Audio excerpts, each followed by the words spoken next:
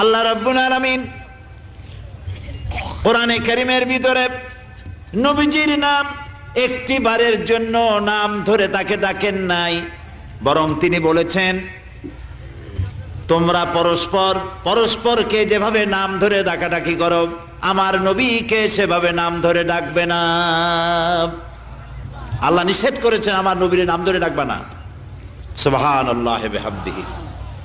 এই পৃথিবীতে যত নবী আসছেন সমস্ত নবীরা হলেন এলাকা ভিত্তিক নবী, অঞ্চল ভিত্তিক নবী।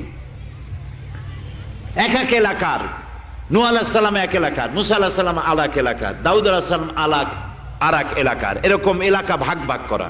কিন্তু মুহাম্মদ সাল্লাল্লাহু আলাইহি ওয়াসাল্লামকে আল্লাহ রাব্বুল আলামিন কোন এলাকার জন্য নবী বানান নাই।